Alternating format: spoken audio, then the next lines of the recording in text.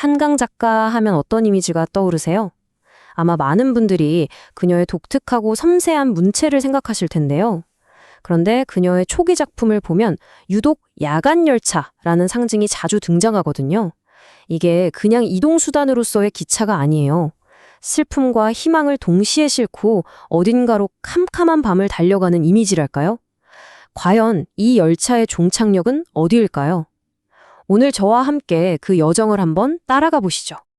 자, 이런 상상 한번 해볼까요?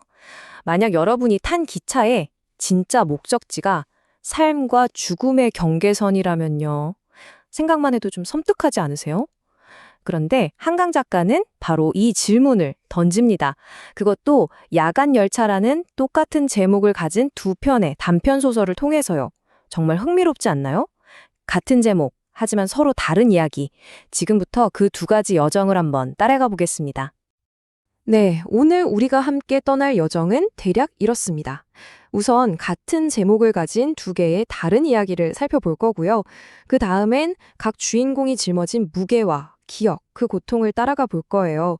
그리고 마지막에는 이 전혀 다른 두 길이 어떻게 하나의 세계관으로 만나게 되는지, 그리고 그 끝에서 과연 희망을 찾을 수 있는지 한번 확인해 보겠습니다. 자, 그럼 첫 번째 이야기부터 시작해 볼까요? 말씀드린 것처럼 한강 작가의 초기 작품 중에는 제목이 똑같이 야간열차인 단편이 두 편이 있어요. 두 이야기 모두 상실, 그러니까 무언가를 잃어버린 사람들의 이야기라는 공통점이 있는데 그 상실을 다루는 방식은 정말 완전히 다릅니다.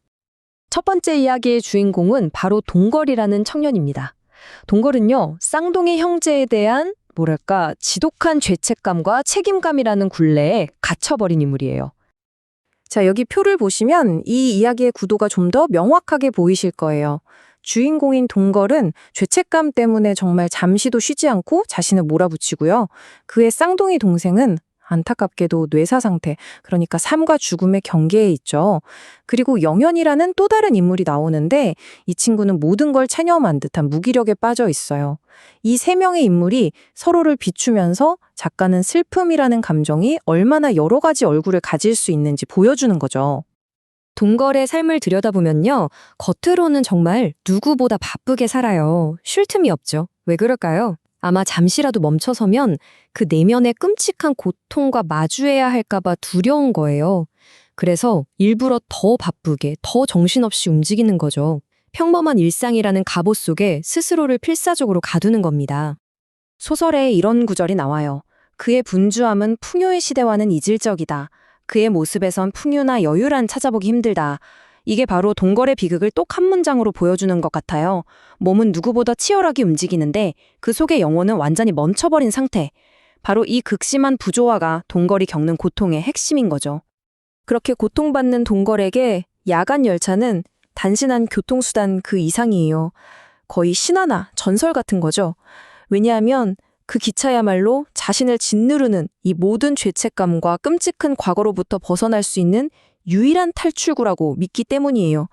모든 걸 새로 시작할 수 있다는 정말 신락 같은 희망의 상징인 셈입니다. 자, 그럼 이제 두 번째 야간열차 이야기로 넘어가 볼까요? 첫 번째 기차가 미래를 향한 탈출구였다면 이 두 번째 기차는 방향이 정반대입니다. 미래가 아니라 오히려 과거의 기억 속으로 더 깊숙이 파고드는 그런 공간이 되거든요. 네, 바로 이겁니다. 동걸에게 기차가 탈출의 상징이었다면 두 번째 이야기의 화자에게 기차는 회귀의 공간이에요. 미래로 도망치는 게 아니라 이미 세상을 떠난 연인이 있는 그 과거의 기억 속으로 오히려 더 깊이, 더 파고 들어가는 통로가 되는 거죠. 마치 유령선처럼요. 작품 속 묘사를 한번 보세요.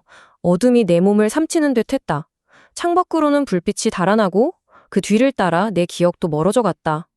와, 정말 감각적이지 않나요? 이런 묘사를 읽는 순간 우리는 그냥 이 몽환적인 분위기 속으로 빨려 들어가는 것 같아요. 기차의 물리적인 움직임하고 화자의 심리적인 상태가 완벽하게 하나로 겹쳐지는 그런 순간입니다.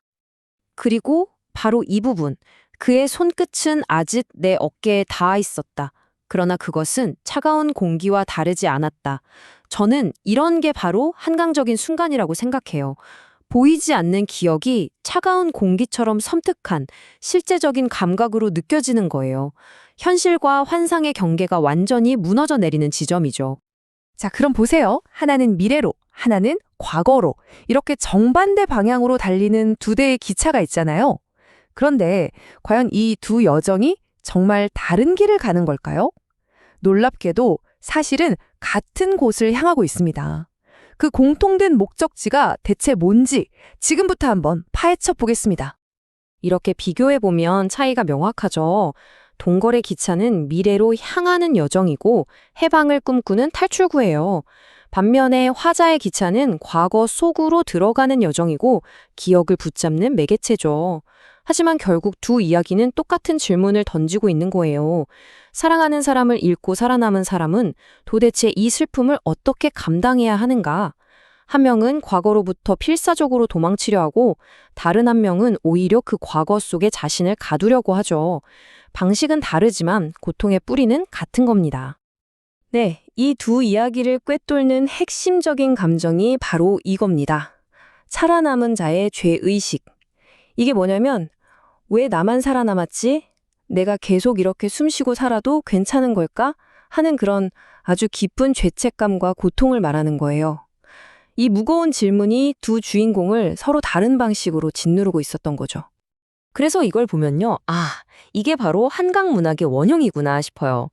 기억이라는 게 얼마나 무거운지, 삶과 죽음의 경계가 얼마나 흐릿한지, 또 해방되고 싶어 하는 그 필사적인 몸부림, 심지어는 그 깊은 슬픔 속에서 기이한 위안을 찾는 모습까지.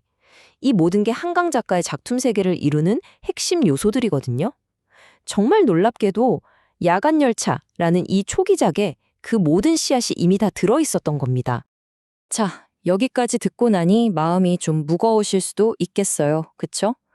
그런데요, 만약 이 소설들이 말하고자 하는 진짜 메시지가 절망이 아니라 그럼에도 불구하고 견뎌내는 것에 대한 이야기라면 어떨까요?